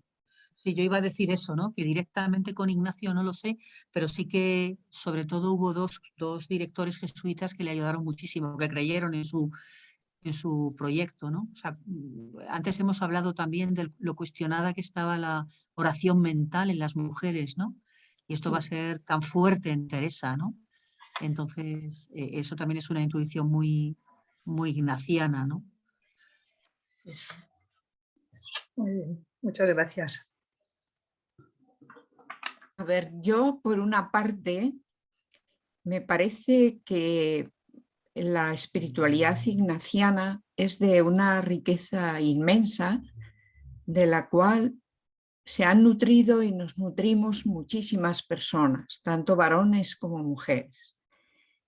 Yo estoy pensando ya desde los momentos que ahora vivimos, más allá de que quisiera o no quisiera o no pudiera o lo que sea de no formar una rama femenina en la compañía de Jesús, yo creo que en estos momentos el que nuestras fundadoras fuesen mujeres, yo creo que nos reta, nos enriquece y nos reta a no solo a valorar la espiritualidad ignaciana, sino a conocer más y valorar más y volver, cuando hablabais de rescatar, tenemos tanto que rescatar desde las mujeres que estuvieron al lado de Jesús y fueron discípulas, como a lo largo de toda la historia. Y iba a decir como que casi nos beneficia, a ver, entendedme bien, el que en estos momentos y desde hoy, desde la cultura y momento actual, rescatemos realmente la espiritualidad ignaciana en las mujeres concretas que fueron capaces de ir adelante y después de tantas dificultades salir pues con fundaciones o con toda su vida. No sé si he expresado lo que quiero decir, que nos beneficia en estos momentos. Claro. Sí, yo quería decir, Teresa, a mí, yo he estudiado solo desde esta perspectiva a mi fundadora, pero cuando lo hice leí bastantes textos de otras fundadoras y sobre todo he leído mucho lo que han escrito los hombres sobre nosotras. Ahora por fin se va a hacer hay una publicación sobre textos esenciales de fundadoras hechos por nosotras, ¿no? Las que formamos parte de estas tradiciones, ¿no? Y espero que tenga como otra novedad en el sentido de lo que voy a decir. Yo creo que a la hora de recuperar esas tradiciones, me parece a mí muy importante poner el acento en aquellos elementos que son inadecuados, en aquellos elementos que nuestras fundadoras, yo les llamo el chirrido, chirriaron dentro de la espiritualidad ignaciana, que les hicieron sentirse inadecuadas, que les hicieron sentirse viviendo la cultura de la ajenidad. Digo que creo que es muy importante poner ahí la observación y el estudio, porque muy posiblemente allí haya elementos absolutamente femeninos y originales que no se adaptaron de alguna manera a la experiencia nuclear, que es masculina, es universal, pero es masculina de Ignacio, ¿no? Yo creo que a la hora de ir a nuestros textos, a nuestros orígenes, a nuestras tradiciones, más que ir a los lugares comunes de la espiritualidad ignaciana, que creo que hemos ido y hay que ir, creo que hay que ir a los lugares inadecuados, ajenos, chirridos, contradictorios, incluso allá donde fueron, como nos pasa a nosotras hoy, laicas y religiosas hoy, los lugares en donde hoy entra en contradicción incluso nuestra propia experiencia con la formulación que desde la propia espiritualidad ignaciana se le da. Y necesitamos formularlo de otra manera o repensarlo de otra manera, porque no nos vivimos igual en varón que en femenino y porque la espiritualidad, eso lo aprendí yo con Mar Graña, la espiritualidad no es neutra, ¿no? Entonces yo creo que es muy importante en esas tradiciones rescatar esos elementos que quizás son los que hemos estudiado menos porque son los que menos garantizan la ignacianidad en un molde patriarcal, ¿no? No sé si he dicho algo. Pero mira, hay una cosa que me parece muy interesante. Ahora se está estudiando mucho la influencia medieval en la espiritualidad de Ignacio. Todo el tema de Ludolfo el Cartujano, la Vita Christi, etcétera, etcétera. Toda esa espiritualidad tiene mucho de autoría femenina, que es otra cosa que se está investigando mucho ahora. El peso de las beguinas en la formulación de toda esa devotio moderna, que es la que le influye tanto a Ignacio, porque al final esto es como un círculo que se cierra, es decir, ¿por qué esa espiritualidad de Ignacio atrae tanto a las mujeres? Porque puede haber ahí, y yo estoy convencida de que hay una herencia también femenina, y hay una obra femenina que hay que descubrir en esa herencia espiritual, que luego es verdad que se ha podido desvirtuar pasada por la institución, una vez que la compañía es reconocida, etcétera. Bueno, me da igual, pero creo que ese componente afectivo de la espiritualidad, ese componente más visionario de la espiritualidad ignaciana, probablemente tenga ahí un elemento femenino muy potente. Entonces, eso también me parece importante rescatarlo, que a veces parece que se olvida, ¿no?, en la compañía. Sí. Todo lo que tiene que ver, ¿no, Marimar, también con esa aplicación de sentidos, ¿no? Toda esa experiencia tan importante de lo que es la sensibilidad en Ignacio, ¿no? Que seguramente le viene de un cauce anterior, aunque él profundice en él, ¿no? Que quizá conecta con todo esto que estás diciendo, ¿no? Pues sí, efectivamente. ¿Puedo hablar? Sí, claro. No, es que no sabía si había palabras pedidas antes que la mía. Apoyando un poco lo que ha comentado Teresa Pascual, es un apoyo, porque creo que todo lo mal que lo pasaron las fundadoras de la espiritualidad ignaciana, todo lo que sufrieron, Luego, actualmente es un beneficio, porque habrá madres generales, pero no hay un padre general. Y eso creo que es bueno para las órdenes femeninas. También darte las gracias, María del Mar, no te conocía, ha sido un placer oírte, es una pena porque he llegado tarde, pero el tema me ha parecido muy interesante. Y estaba leyendo que Marisa de Corme estaba pidiendo una bibliografía sobre el tema. Pues sí, es interesante que lo hubiera. ¿Tienes algo escrito tú, María del Mar? Yo tengo escritos artículos sobre temas concretos de todo lo que he hablado, sí. De todas las mujeres de las que he hablado tengo cosas escritas. Ah, pues pero no tengo un libro, pasar. sino distintos artículos, claro que sí. Pues gracias, ¿eh? Y gracias, Pepa, por... Sí. Yo, si me permitís, Margaret, recomendaría a Marimar que nos mandara, yo me fascinó la primera vez que leí a Isabel de Villena. Y eso de que Jesús se había hecho una mujer, ¿cómo era aquello tan maravilloso? Es que Isabel de Villena es bestial, ¿no? No me acuerdo sí. qué Isabel texto de nos Villena y pasaste. Juana de la Cruz. ¿En dónde escribes en Valencia? No sé, Pepa, ¿te estás refiriendo a Isabel especialmente? Me parece que sí, ¿no? Aquella que, me parece que sí, ¿no? Es que no me acuerdo, leí hace mucho tiempo un artículo que me pasaste, ¿no? Cómo María le había dado el cuerpo a Cristo, ¿no? Y cómo desde entonces el cuerpo de la mujer, esa es Juana.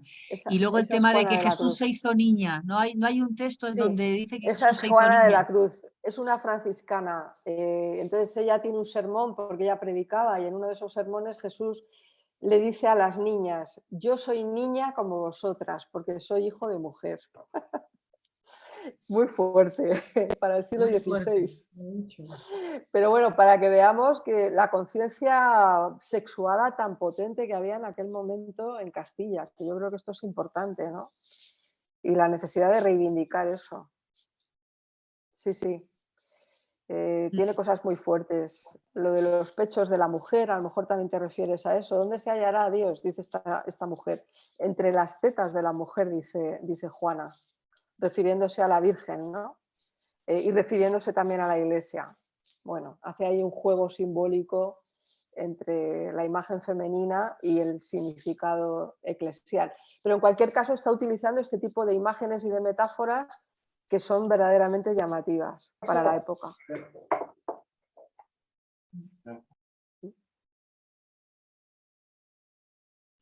Bueno, nos quedamos con muchas ganas, Mar, de hacer un seminario. Sí, yo quedo con ganas de más. Añoro aquellos tiempos maravillosos donde mi ilusión por ir a Comillas era ser alumna de Mar. Aquí en Galicia... Absolutamente maravillosa. Lo que pasa es que ya es una época un poco posterior, pero hay una experiencia muy interesante de una monja, que es una mujer que primero está casada, que se queda, que bueno, es la fundadora del Carmen, del monasterio del Carmen que hay aquí en Santiago. Se llama Amonxo do Penedo. Yo no sé si... Pero claro, este ya es posterior, porque este ya es siglo XVII. Pero es una mujer también que me llama mucho la atención y a lo mejor en este contexto histórico se habló mucho de mujeres castellanas y tal, pero habría que irse a las periferias, ¿eh? Lo siento, tenía que decirlo. Tenía que decirlo. No, me parece muy bien. Una de las cosas más llamativas es que según vamos avanzando te encuentras mujeres por todas partes que tienen obra escrita, que tienen... No, hay un montón, ciertamente. María Teresa de Andrade se llamaba esta. Estamos hablando del siglo XVI, que todavía hay más también, por supuesto, claro. Pero empiezan a salir como de debajo de las piedras, parecía que no había ninguna y luego te encuentras con un montón. Y esa es una labor que tenemos pendiente, sacar todo eso a la luz. Pero vamos, te agradezco mucho el dato y estoy segura de que antes tiene que haber alguna también que no conozcamos y que en algún momento va a salir a la luz. Bueno, compañeras, yo creo que ya... se está haciendo un poquito tarde, ha sido súper agradable, creo que en nombre de todas las presentes y las que se han ido retirando, que fueron dejando por ahí sus mensajes, dar las gracias a las invitadas, compañeras que habéis estado participando en esto y a todas las que hicisteis también aportaciones. Yo creo que hemos disfrutado un montón esta tarde, hemos aprendido muchísimas cosas. Yo desde luego que soy de ciencias estaba flipando con todo este recorrido, con tantos nombres de mujeres que bueno, no sé, yo estaba flipada, empezando las escritoras, la de las querellas de las mujeres. Yo estaba, bueno, las visionarias, las eruditas, las beatas, las íñigas, las jesuitesas, las del Círculo de Gandía, las del Círculo de Parma, las fundadoras del... Bueno, de verdad que fui así tomando algunas notas. Ojalá tenga tiempo para poder acercarme de nuevo a esta charla y sacarle mucho más partido. Creo que hemos disfrutado todas muchísimo. Antes de nada, bueno, que seamos capaces también, ¿no? Pues de integrar todo esto, de seguir aprendiendo, de, como decía Pepa, plantar, cosechar. Yo creo que tenemos que repensar mucho todas estas cosas, intentar rescatar de la memoria a todas estas mujeres que están por ahí perdidas y también darlas a conocer. Está en nuestras manos también, mujeres ignacianas que andamos dando a veces ejercicio, haciendo acompañamientos, cosas. Tenemos también la responsabilidad de rescatar todo esto de la memoria y sacarlas a la luz, ¿no? Bueno, y antes de despedirnos, pues queríamos invitaros a otra actividad que vamos a tener próximamente también online, que este año va a ser online, el foro de la red Miriam, ¿vale? El foro de la red Miriam va a estar también enmarcado dentro de los 500 años de la herida y de la conversión de Ignacio. Y en esta ocasión va a tener el título de Renacer desde la herida, ¿vale? Tendrá lugar, ya os mandaremos la convocatoria y esto, pero para que vayáis apuntando va a ser el sábado 28 de mayo. Hay que reservar todo el día porque tenemos mañana y tarde, ¿eh? Aunque sea online, lo vamos a intentar de hacer lo más experiencial posible y lo más dialogado posible para no cansarnos, ¿no? Y bueno, pues tendremos algunas charlas, también tendremos mesas de experiencias, en fin, creemos que va a ser algo bien interesante y lo más dinámico posible. Y nada, aquí seguimos en la red Miriam, impulsando todo este movimiento de mujeres en la sociedad, en la iglesia, hasta que la igualdad se haga costumbre. Por nuestra parte, pues nada más, que muchísimas gracias. Y aquí seguimos. Muchas gracias. Igualmente, muchas gracias a todas. Muchas gracias. Gracias. Ha sido súper emocionante. Muy interesante. Trabajo. Gracias. Muchísimas gracias. Gracias. Gracias, Pepa. Gracias, Mar. Gracias, bicos a todas. Pilarcita. Pilariña. Sí. Hasta la próxima. Emocionada estoy. Necesitaba un chute de energía. Muchísimas gracias. Precioso. Adiós. Chao. Hasta luego a todas. Chao. Besos a todas. Chao. Pilarcita Vir. Besitos. Besitos. Bueno, la Margaret ya se fue también, ¿no? Sí, ya se va saliendo todo el mundo. Bueno, Estupendo ha sido, ¿eh? Bueno, bien, ¿no? A gusto. Muy bien, muy a gusto, sí. yo creo que ha estado muy bien, ¿verdad? Muy bien. Súper interesante, me pareció Buah, magnífico. sí. Muy Magnífico. bien. Muy ágil y muy bien. Sí, Muy sí. ágil, muy rico, muy interesante. Vamos, Esta metodología del intercambiar, lo del prepararon muy intercalar, bien también ellas, ¿eh? La verdad que... es más refrescante, es muy bonito, sí. Muy bien. Marta, Bueno, chicas. Un beso. hasta luego. Hasta la Besos, próxima. buenas noches. Gracias por todo, Marta, gracias también por estar todo. ahí con Placer. Gracias. Gracias. Chao, chao.